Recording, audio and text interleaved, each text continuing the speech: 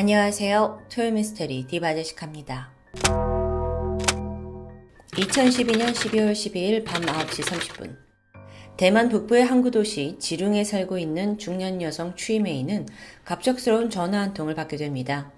아들 천자푸로부터였죠. 수화기 넘어 아들이 침울한 목소리로 말해요.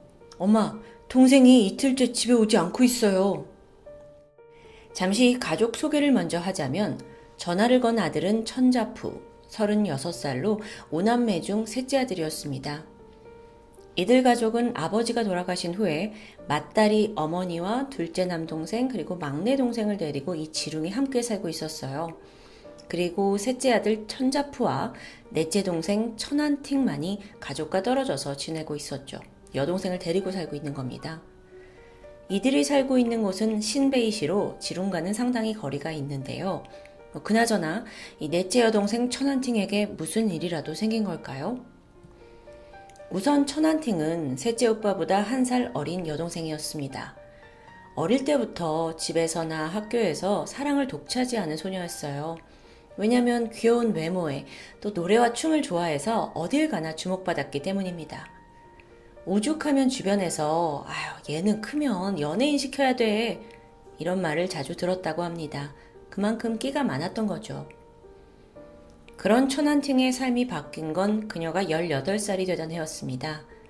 당시 남자친구를 사귀고 있었는데 덜컥 임신을 해버린 거죠. 결국 그녀는 서둘러 혼인신고를 했고 또 연예인의 꿈도 접어야 했습니다. 그런데 또 이어진 결혼 생활이 불행의 연속이었어요. 고작 4년 만에 남편이 바람을 피면서 이혼을 하고 말았고요. 싱글맘이 돼서 살던 중 또다시 얼마 후 든든한 아버지마저 세상을 떠나고 맙니다. 워낙 혼자서 남매들과는 좀 남다른 삶을 살아서인지 이후 그녀는 가족들과 서서히 거리를 두며 살게 됩니다. 그 기간이 무려 10년이었어요. 그나마 여기서 셋째 오빠 천자푸가 여전히 살뜰하게 여동생을 챙겨줬고 끝내 오빠 집에서 함께 살게 되었죠. 하지만 여전히 여동생은 힘든 시기를 보내고 있었습니다. 극심한 우울증에 또 극단적인 시도까지 했을 정도니까요. 근데 게다가 이때요. 동생이 심각한 뇌 손상을 입고 말아요. 그래서 퇴원을 한 후에도 정상적인 생활이 어려웠죠. 동생 천안팅은 점점 더 망가져갔습니다. 담배와 마약에 중독되었고 도저히 일상생활을 할 수 없는 상황이에요. 오빠 천자푸도 수입이 넉넉지 못해서 그녀를 경제적으로 도와주긴 어려웠고요. 결국 그녀는 나라에서 주는 장애수당과 어머니에게서 생활비를 받아 겨우 삶을 이어가는데 그 돈이 매달 6,000위안, 하나로 110만 원 정도였습니다.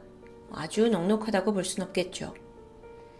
그래서 천안팅은 돈이 모자랄 때마다 시장에서 버리는 채소를 구걸하기도 하고 또 이웃에게 담배를 빌리는 모습도 자주 포착됩니다. 한편 오빠는 이런 동생이 점점 부끄러워졌습니다. 그래서 이 일로 남매가 다투는 일도 잦아졌는데 사실 천자푸가 정말 싫어한 건 따로 있었죠. 최근 들어 여동생이 돈을 벌겠다면서 성매매에 빠졌던 것이었어요. 게다가 모르는 남자를 집에 데려오기까지 해요. 이런 동생의 행각을 차마 눈 감아주기 어렵죠. 그런데 이 상황에서 지금 여동생과 이틀째 연락이 두절된 겁니다. 사실 오빠는 어머니에게 이 소식을 전하면서도 에휴 기집애 어디 남자들이랑 돌아다니고 있겠죠 라고 말했을 정도입니다. 하지만 그로부터 무려 5일간 여동생은 계속 감감무소식이었어요. 어머니는 점점 불안해지기 시작했죠.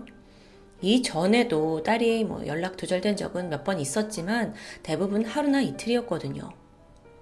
이쯤 되니 오빠 천자푸 역시 뭔가 잘못되었다고 느꼈고 결국 경찰에 동생의 실종 신고를 접수합니다. 당시 형사들은 사건을 접수하긴 했지만 시큰둥하긴 마찬가지였어요. 이미 다 큰 성인인데다가 과거에 가출 정적까지 있었기 때문에 그냥 집을 나간 거다라고 간주한 거죠. 그렇게 사건은 거의 4개월간 미궁에 빠져 있었습니다. 그러던 2013년 3월 15일 경찰서에 돌연 수상한 익명의 편지가 도착합니다. 편지에 이렇게 적혀 있었죠. 안녕하세요 경찰 여러분. 천안팅의 시체가 자이 지역의 회관에서 200m 떨어진 정자 옆 남자 화장실에 있습니다. 장례를 잘 치러주세요. 그를 묻어줄 돈이 없어요. 감사합니다. 이게 너무 좀 소름 끼치는 내용이었어요. 근데 또 동시에 이 편지에는 수상한 점도 있었죠. 먼저 천안팅의 이름 철자가 틀립니다. 발음은 같지만 마지막 글자가 달랐어요. 게다가 그런 철자를 가진 실종자는 없었고요. 그럼 4개월 전에 실종된 바로 그 천안팅을 뜻하는 건 맞아 보여요. 또 편지 내용 속에 그를 묻어주세요에서 그라는 호칭이 어색합니다. 중국어에서는 여성을 칭할 때 그녀라고 쓰는 게 아주 기초적인 문법이에요. 근데 왜 그라고 했을까? 게다가요, 이 시신이 있다고 언급한 자이 지역은 천안팅이 살던 집에서 무려 250km나 떨어진 아주 먼 곳입니다. 수상한 건 계속되었죠. 봉투에 있는 발신인 주소를 확인했지만 그곳은 실제로 없는 주소였고요. 이쯤 되니 경찰 또한 편지의 진위 여부를 의심할 수밖에 없죠. 하지만 혹여 사실이라면요? 이들은 일단 자이 지구대에 상황을 전달했어요. 그리고 3월 15일 그 내용을 팩스로 받은 자이 경찰 소속 형사 4명이 편지에서 말한 남자 화장실에 도착합니다. 그런데 우려와 달리 평범한 화장실이더라고요. 악취도 전혀 느껴지지 않았고 깨끗하게 관리된 곳이요. 그렇게 별일 없이 수색이 끝나나 싶던 바로 그때 마지막 화장실 칸을 살펴보던 형사가 수상한 걸 발견합니다. 변기 물탱크 위에 올려진 검은색의 대형 가방. 조심스레 가방을 열어봤더니 그 안에 다시 흰색 가방이 들어있어요. 그리고 그걸 다시 열었더니 비닐에 쌓인 둥근 물체가 보입니다. 바로 옆에는 신분 천안팅이라고 적힌 종이까지 발견되고요. 이번에는 이름의 철자가 정확한데요.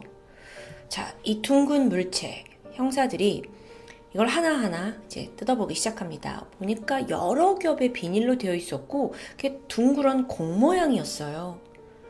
벗겨낼수록 하나의 비닐봉지가 아니라 다양한 비닐로 몇 겹이나 쌓여 있더라고요.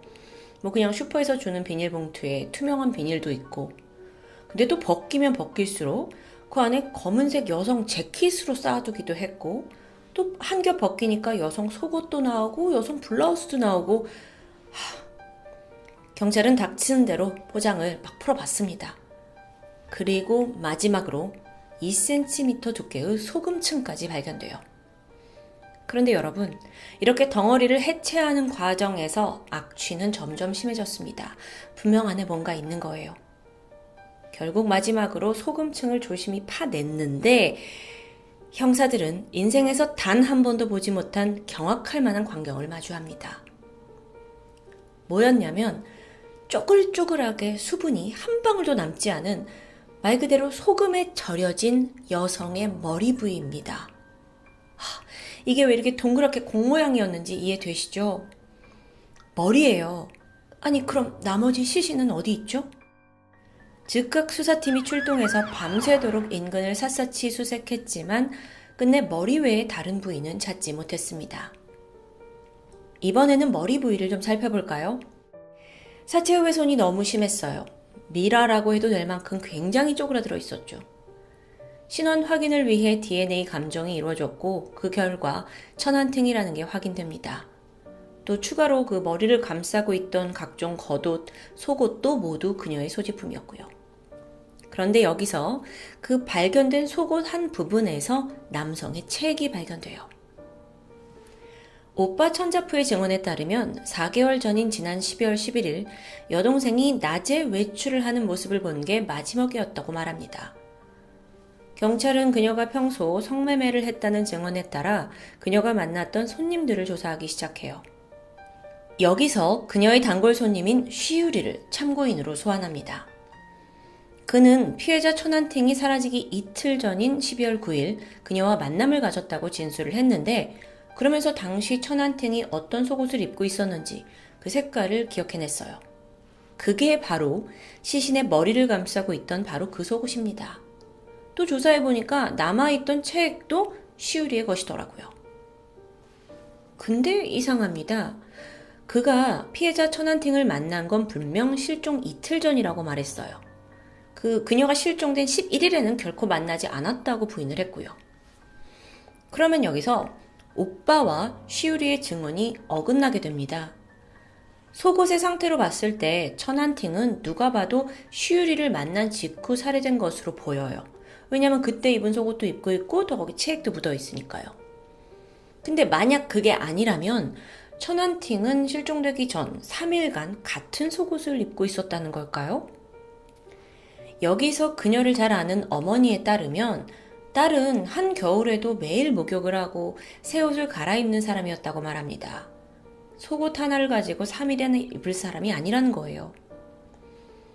경찰은 이번엔 다시 한번 오빠 천자푸를 소환해요. 동생을 마지막으로 목격한 게 언제라고요? 이렇게 진술을 재차 확인하기 위함이었죠. 그리고 3월 17일 경찰은 확신했습니다. 이 사건 범인 분명 그 친오빠야. 갑자기?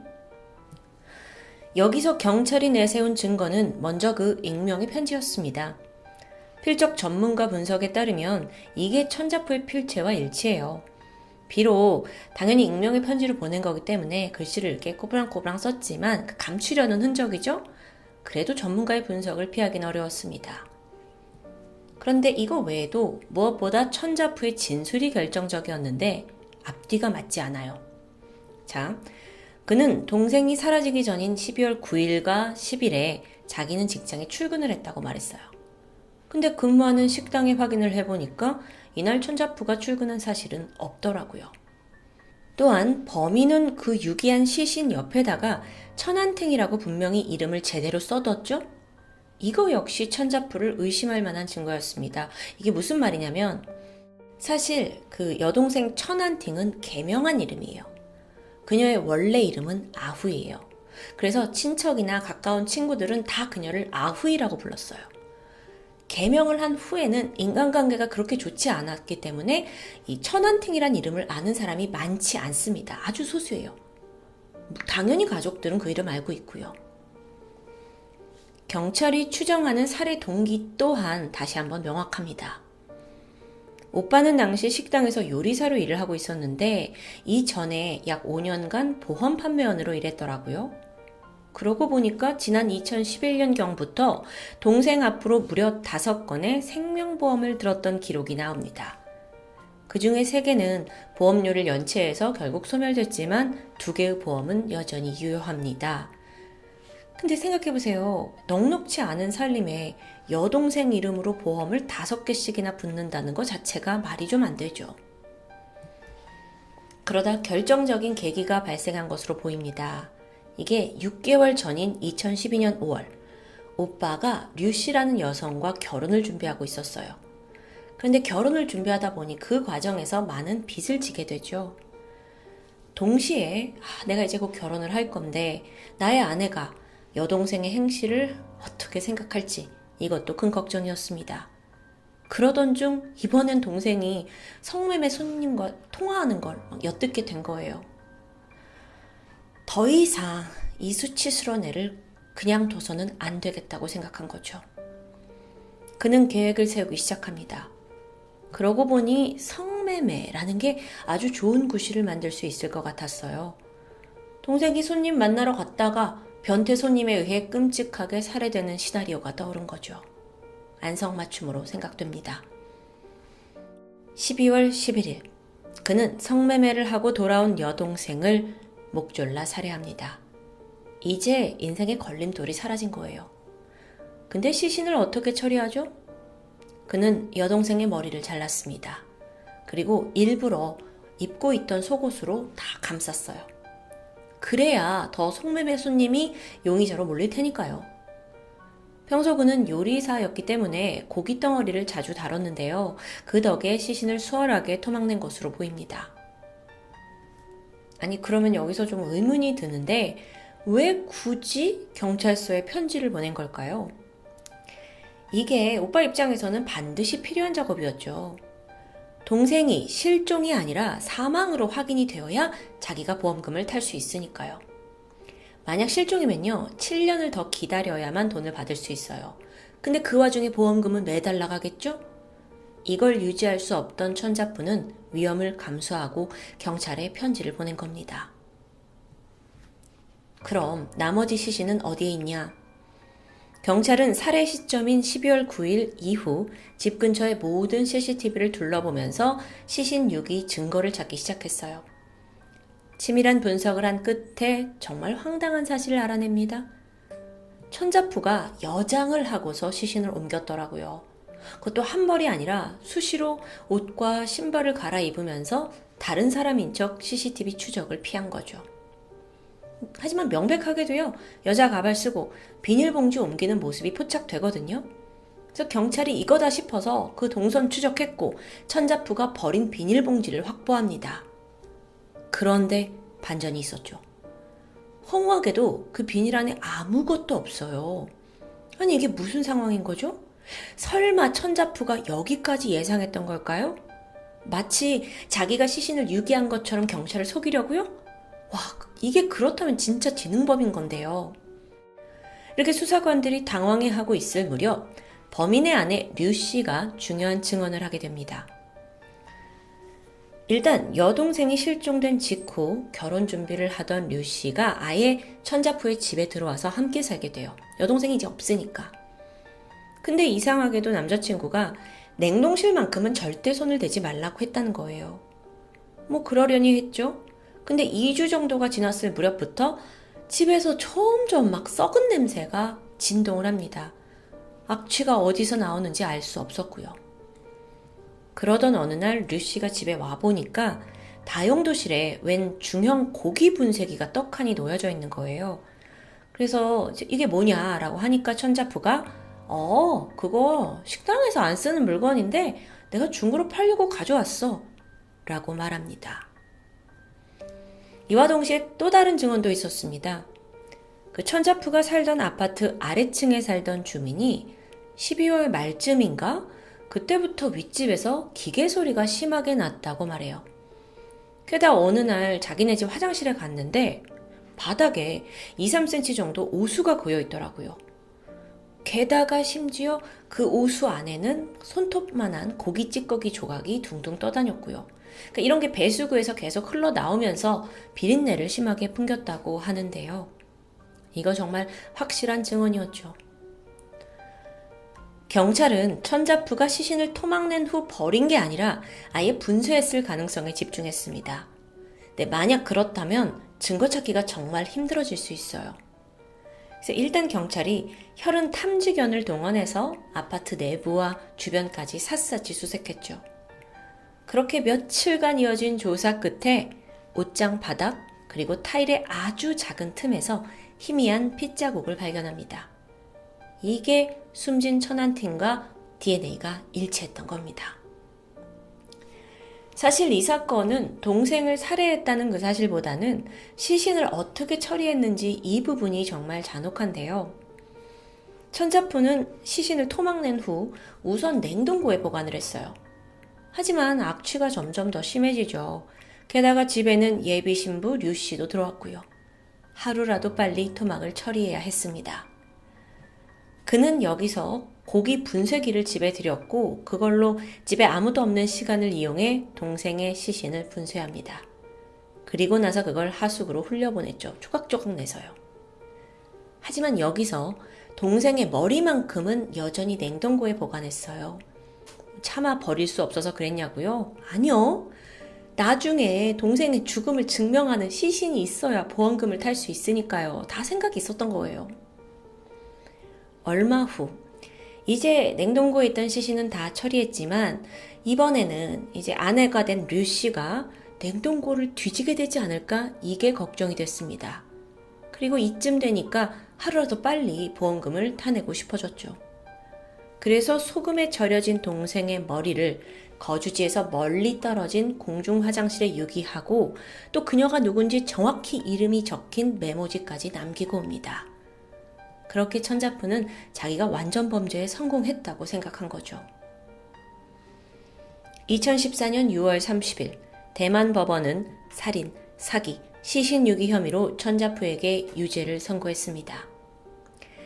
사실 형량이 생각보다 좀 적게 나왔는데요. 살해 방식이 워낙 잔혹해서 당연히 사형이 내려질 거라고 예상을 했지만 법원은 그에게 무기징역을 선고합니다. 그 이유는 전과가 없고 또 그동안 어머니에게 효도했다라는 이유에서였습니다. 또 아무래도 여러분, 대만은 중국이랑은 형량에 있어 정서적으로 다를 수 있죠. 형은 그렇게 확정됩니다. 그런데 여기에 엄청난 반전이 남아 있어요. 살인사건이 밝혀진 후 천자푸의 악마 같은 행각이 양파 가듯 폭로되기 시작한 거죠. 그 중에 가장 충격적인 건 동생이 앞서 술과 마약에 중독된 상태라고 했잖아요. 그런데 그 장본인, 그러니까 동생에게 마약을 건넨 사람이 오빠 천자푸라는 게 밝혀져요. 마치 동생을 자기 집에 두고 돌보는 척 했지만 사실은 몇 년 전부터 보험 준비해 놓고 하루라도 빨리 그녀를 망가지게 만들어서 죽음으로 이끌고 싶었던 거죠. 또 한 가지 소름 돋는 사실은 아내 류 씨의 증언입니다. 그녀가 천자푸와 결혼을 했는데 하자마자 남편이 자기 명의로 생명보험 2개를 가입했다고 합니다. 어쩌면 아내 류 씨 또한 다음 타겟이 되려고 했던 건 아닐까요? 한편 천안팅의 시신이 발견된 그 남자 화장실은요, 사건 이후에 대만의 심령 스팟이 돼서 꽤 몸살을 앓기도 했습니다. 사람들이 막 방문하고 그것에서 영상 찍고, 근데 또 여기서 찍어 올린 영상에서 어떤 희미한 목소리가 녹음이 되어 있더라고요.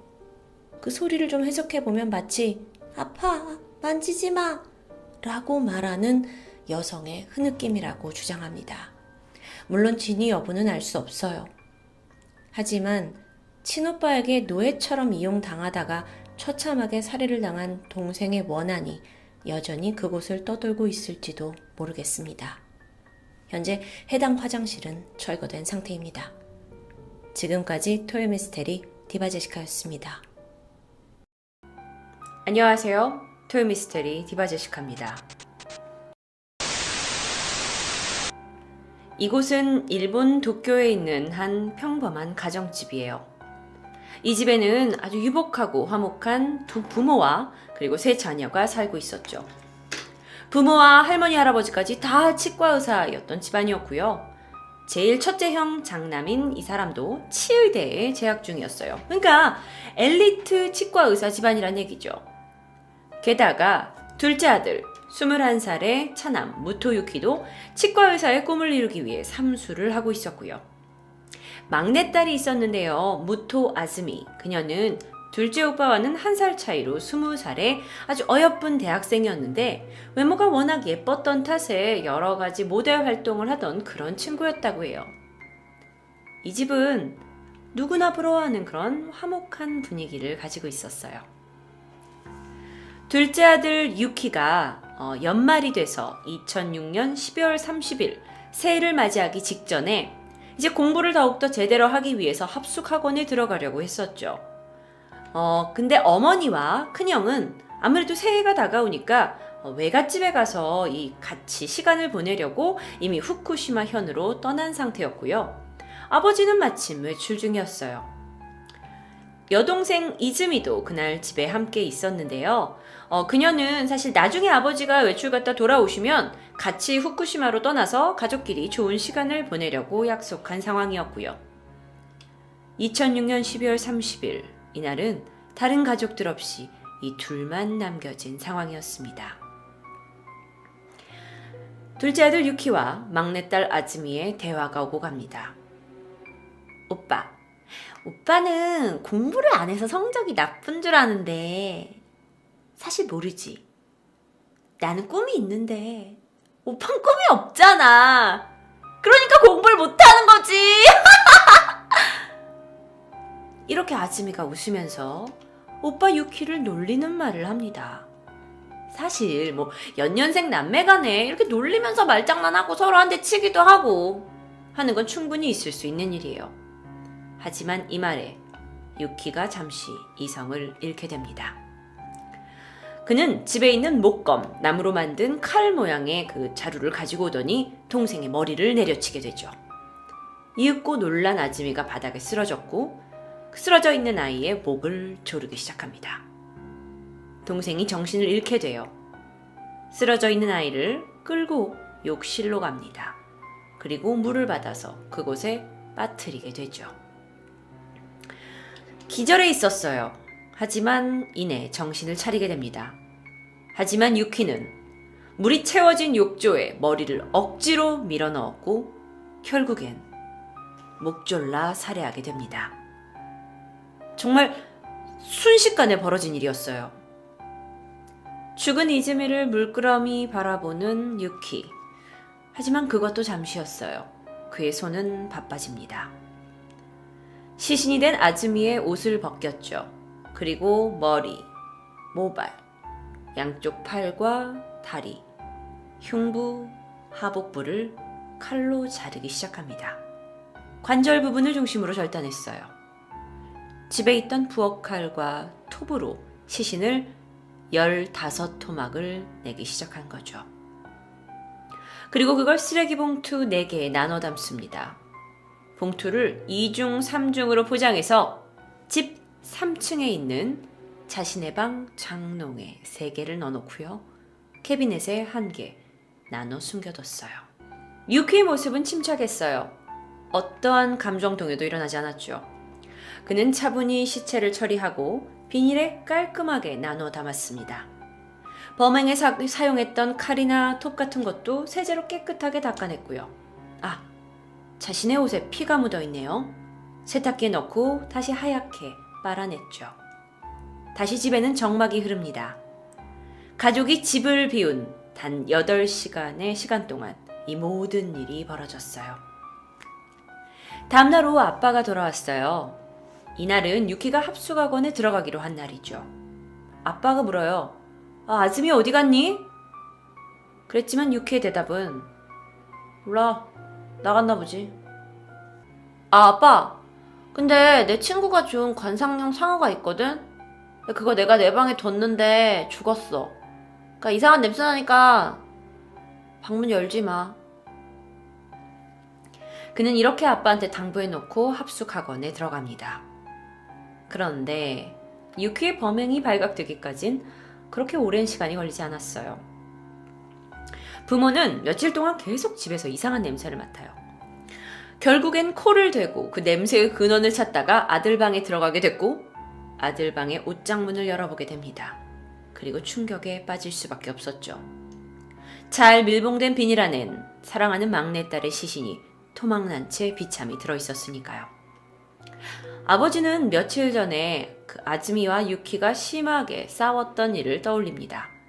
그리고 경찰에 어쩌면 범인이 내 아들 유키일지도 모릅니다. 라고 얘기하게 되죠. 1월 4일입니다. 순순히 경찰서에 유키가 동행을 했어요. 그리고 경찰이 물었죠. 유키상, 혹시 당신이 말하는 그 상어라는 게 여동생의 시체를 가리키는 겁니까? 이 질문에 유키가 말합니다. 네. 그는 도대체 어떤 사람이길래 이런 가족을 죽이는 잔혹한 일을 아무렇지 않게 할 수 있었을까요? 그는 사실 굉장히 평범한 아이였어요. 그런데 이상한 행동을 보이기 시작한 건 고등학교 때였죠. 유키는 치의대 진학을 꿈꿨지만 성적은 그렇게 좋지 않았다고 합니다. 그래서인지 학교 생활이 그렇게 모범적이진 않았던 것 같아요. 지각이 잦았고 수업 중엔 졸기 일수였고 게다가 또 감정적으로 흥분을 되게 잘하는 스타일이라서 종종 주변 사람을 좀 긴장시키기도 했고요. 근데 그가 정말 이상행동을 보였던 건 평소에 살인을 하는 법에 대해서 주변에 자주 이야기를 했다고 합니다. 사람 죽일 땐 이렇게 하는 거야. 또는 목을 조르는 가장 이상적인 방법은 이거야. 라는 이야기들을 했다라는 거예요. 게다가 그가 자주 읽던 책, 완전 자살 매뉴얼이라는 일본 책이 있는데요. 이 책은 1993년에 나온 책인데 100만 부 이상 팔린 베스트셀러라고 해요. 그는 이 책을 아주 좋아했다고 합니다. 이 책 안에는 자살 방법을 다룬 여러 가지 방법론이 들어있었어요. 그러면 여동생과의 관계는 어땠을까요? 사실 두 사람의 관계는 그렇게 좋지 않았던 것으로 보여요. 유키는 형과 함께 어렸을 때부터 여동생을 유치원 때부터 괴롭혀왔다고 알려집니다. 그들이 생각했을 땐 막내가 부모님의 사랑을 다 독차지하고 있다고 생각했던 것 같아요. 이와 관련해서 유키는 친구한테 이렇게 얘기를 했대요. 나는 동생하고 별로 사이가 좋지 않아. 우린 연년생인데 대화도 잘 안 통하고 하고 말했던 적이 있다고 합니다. 전문가들이 분석을 했어요. 시신을 토막낸 것, 그게 왜였을까? 근데 그가 물었습니다. 경찰에서 왜 당신은 이렇게 동생의 시신을 토막냈습니까? 했더니 그가 뭐라고 얘기했냐면 버리기 쉽잖아요 라고 얘기했다고 해요. 글쎄요, 그게 그렇게 쉽게 나올 수 있는 답일까요? 그래서 전문가들은 그의 어떤 심리적인 상태에 대해서 많이 연구를 했다고 해요. 경찰 조사에서 유키는 나는 충동적으로 저지른 범행이다 라고 얘기했고 언론에도 그렇게 보도가 됐어요. 하지만 이게 사실 좀 이상하잖아요. 그쵸? 살해 방법도 너무나 치밀했고요. 전문가들이 생각했을 때 어쩌면 이 열등감이 크게 작용했을 것으로 생각을 하고 있어요. 그러니까 자기 집안이 굉장히 엘리트 집안인데 비해서 자신이 지금 그 가족의 기대치를 제대로 미치지 못하고 있다라는 생각, 그리고 또 한 가지는 또 이미 대학생이 된 여동생이 자기를 우습게 여기다 보니까 분을 못 참고 흉기를 휘둘렀다는 거죠. 그런데 이게 다가 아닙니다. 더욱더 충격적인 건 여동생의 토막난 시신에서 가슴과 하복부가 사라졌다는 거예요.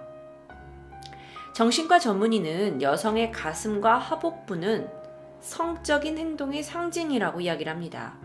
그러니까 범인이 여동생과 사이가 나쁘다고 쭉 얘기를 하긴 했지만 어쩌면 그는 여동생을 동생이 아닌 여성으로 의식하고 있었던 건 아닐까라고 추측해 봅니다. 그러니까 그 안에 억눌린 어떤 성적인 감정과 공격적인 충동성이 같이 나타나게 된 거죠. 2008년 도쿄에서 열린 공판에서 유키는 징역 17년형을 받습니다. 그리고 같은 해 5월 공판에선 변호사가 이렇게 얘기를 해요. 유키가 다중인격이라고요. 그래서 그가 평소에는 유키라는 인격으로 살고 있었지만 시체를 훼손한 그 시점에서는 그는 완전히 다른 인격이 되어 있었다고 주장을 합니다. 그리고 그 증거로는 그가 사건 전부터 먹어왔던 항우울제라는 그 약을 이제 들이밀면서 이게 증거다라고 주장했어요.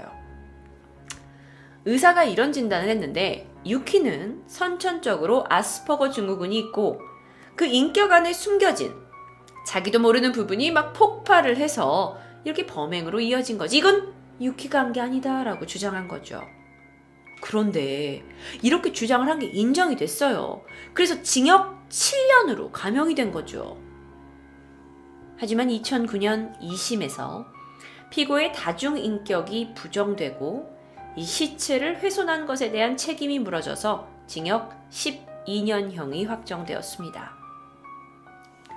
전 이 사건을 조사하다가 문득 이런 생각이 들었어요. 막내딸을 죽인 둘째 아들. 과연 부모는 어떻게 받아들일 수 있을까요? 내가 그렇게 애지중지 아끼던 막내딸을 죽인 원수지만 또 다른 내 자식이거든요. 이 집엔 더 이상 예전처럼 평범하고 화목하게 지내는 모습을 기대할 수 없을지도 모릅니다. 토요 미스테리 다음 편은 여기 영상을 클릭해주세요.